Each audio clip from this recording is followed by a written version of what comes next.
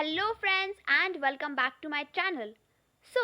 आज हम पढ़ने वाले हैं हमारे क्लास 10th हिस्ट्री का chapter number 3 nationalism in India.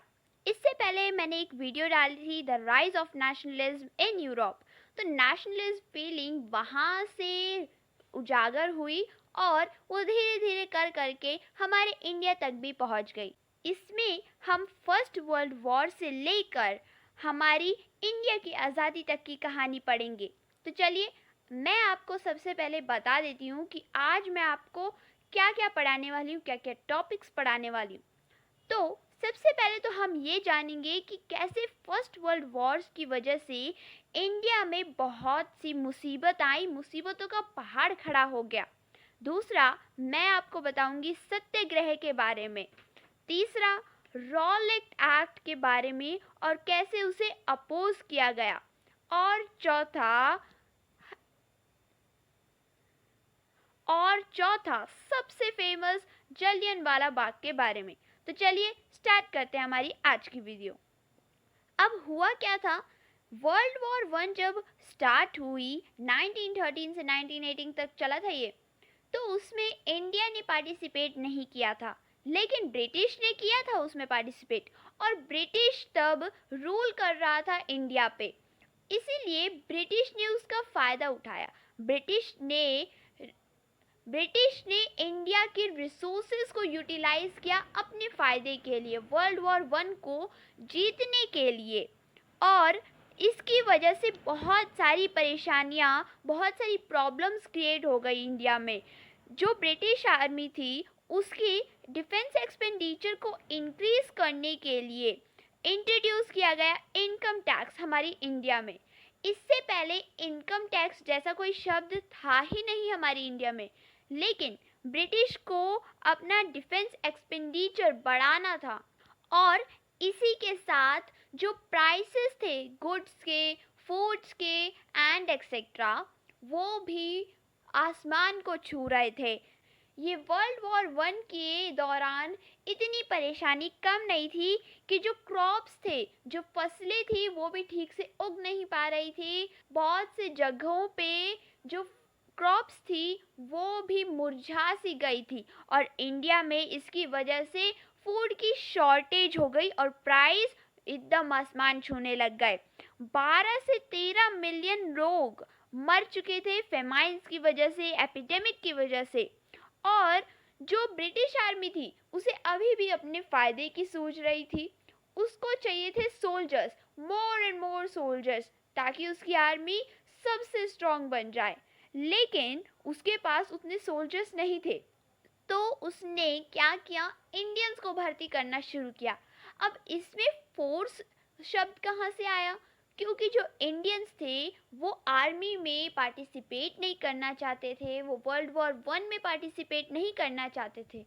लेकिन जो ब्रिटिश आर्मी थी, जो ब्रिटिश गवर्नमेंट थी, उन्होंने उन इंडियंस को फोर्स किया आर्मी में ज्वाइन करने के लिए।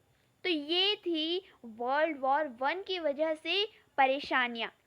दरअसल तो ये ब्रिटिश की वजह से आई थी। अब इस दौरान जो महात्मा गांधी जी थे वो साउथ अफ्रीका में थे और वो जनवरी 1915 में इंडिया वापस लौट आए थे।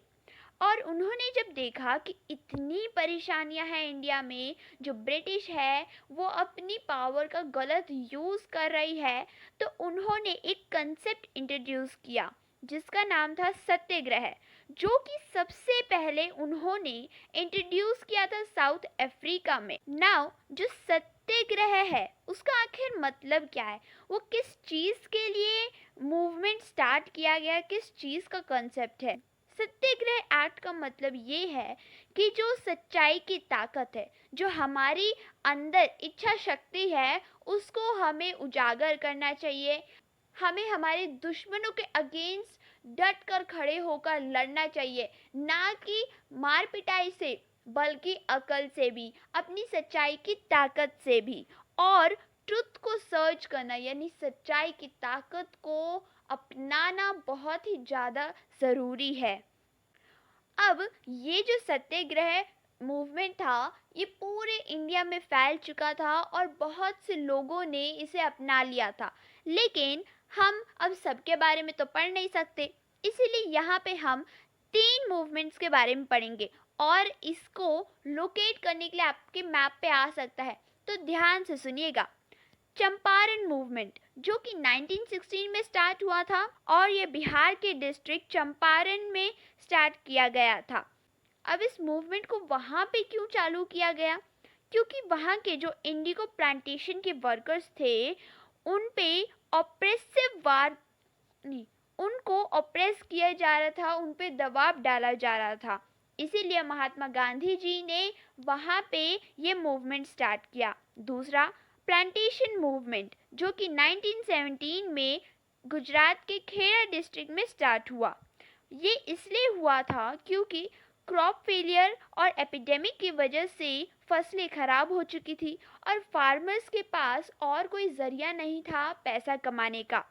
लेकिन जो लैंडलॉर्ड्स थे वो अभी भी डिमांड कर रहे थे लैंड रिवेन्यू की। इसीलिए महात्मा गांधी जी ने वहाँ पे सत्याग्रह एक्ट चालू किया और डिमांड की कि लैंड रिवेन्यू में रिडक्शन हो। थर्ड, मिल वर्कर्स मूवमेंट जो कि 1918 में स्टार्ट हुआ था अहमदाबाद में, ये भी गुजरात में ही है। अब वहाँ पे इसलिए स्टार्ट हुआ था क्योंकि मिल वर्कर्स को लो वेजेस यानी बहुत ही कम इनकम मिलती थी और जो उनकी वर्किंग कंडीशन थी वो भी बहुत ही पुअर थी और इसी वजह से गांधी जी ने वहाँ पे सत्याग्रह मूवमेंट चालू किया। तो चलिए, हमने क्या क्या पढ़ा? फर्स्ट वर्ल्ड वॉर के बारे में हमने पढ़ा, अभी तक सत्याग्रह के बारे में और उससे रिलेटेड 3 मूवमेंट्स के बारे में भी पढ़ा। अब हम पढ़ लेते हैं रॉलेट एक्ट के बारे में। अब रॉलेट एक्ट कोई आज़ादी की लड़ाई का हिस्सा नहीं था, वो तो ब्रिटिश द्वारा लागू किया गया था। और इससे क्या फ़र्क पड़ रहा था? इससे ब्रिटिश ऑफिसर्स को तो जैसे आज़ादी मिल चुकी थी, वो किसी भी इंडियन पॉलिटिकल लीडर को 2 साल के लिए जेल में डाल सकते थे बिना किसी ट्रायल के, और साथ ही साथ उनकी पॉलिटिकल एक्टिविटीज़ को भी दबाव में डाल सकते थे, जो कि बहुत ही ज़्यादा गलत था। क्योंकि जब ये एक्ट पास किया गया तब इंडियन मेंबर्स की तो सुनी नहीं गई, उन्हें अनसुना कर दिया गया था। क्योंकि ब्रिटिश बहुत ही चालाक थे, वो जानते थे कि अगर इंडियन मेंबर्स की बात सुनेंगे तो ये एक्ट पास ही नहीं हो पाएगा। और इसे अपोज करने के लिए महात्मा गांधी जी ने रॉलेट सत्याग्रह एक्ट 1919 में चालू किया। इसके तहत 6 अप्रैल को हड़ताल भी की गई। सब लोग हड़ताल पे बैठे थे और अपनी मांगे पूरी करने के लिए वो अपनी आवाज़ उठा रहे थे। रैलीज ऑर्गेनाइज की गई थी अलग अलग सिटीज़ में। जो वर्कर्स थे वो भी स्ट्राइक पे चले गए थे। वर्कशॉप्स थी, शॉप्स थी, वो भी क्लोज हो चुकी थी। लोकल लीडर्स थे अमृतसर के जो कि इस हड़ताल में शामिल थे, उनको ब्रिटिश आर्मी ने जेल में डाल दिया और महात्मा गांधी जी को भी दिल्ली में एंटर करने से मना कर दिया। अब यहाँ पे केस ऑफ अमृतसर आता है। क्या हुआ? 10 अप्रैल को जो अमृतसर की पुलिस थी उसने एक पीसफुल प्रोसेशन पे ओपन फायरिंग शुरू कर दी और फिर उसके बाद बैंक्स पे, पोस्ट ऑफिसेस पे, रेलवे स्टेशंस पे भी अटैक होना शुरू हो गया। और फिर ब्रिटिश गवर्नमेंट ने एक डिसीजन लिया कि अमृतसर में मार्शल लॉ पास किया जाए, जिसका कमांड होगा जनरल डायर के हाथ में। अब जनरल डायर बहुत ही ज़्यादा शातिर था, उसने 13 अप्रैल को ओपन फायरिंग शुरू कर दी थी। हुआ क्या था, वहाँ पे एक ग्रुप था जो कि हड़ताल पे बैठा हुआ था और दूसरी तरफ बैसाखी के मेले में लोग बाहर से आए हुए थे वहाँ पे घूमने फिरने। लेकिन उन्हें नहीं पता था कि वहाँ पे ये सब होने वाला है, वहाँ पे हड़ताल हो रही है, लड़ाई झगड़ा हो रहा है। और जनरल डायर ने तुरंत वहाँ पे ओपन फायरिंग शुरू कर दी, जिसकी वजह से बहुत से लोग मारे गए। और इसका आखिर मेन एम क्या था? जनरल डायर का यही एम था कि लोगों के मन में खौफ बैठ जाए, डर बैठ जाए कि ये सब अगर वो अपनी आवाज़ उठाएंगे, ये सब करेंगे तो उनके साथ भी यही होगा, उन्हें पनिशमेंट दी जाएगी, सज़ा दी जाएगी। लेकिन लगता है जनरल डायर को ये नहीं पता था कि हम इंडियंस हार मानने वालों में से नहीं हैं, हम भी अपनी आवाज़ उठाएंगे और अपनी लड़ाई जारी रखेंगे जब तक हमारा इंडिया आज़ाद नहीं हो जाता। और इसी के साथ हमारी आज की वीडियो यहीं पर एंड होती है। तब तक के लिए स्टे होम, स्टे सेफ।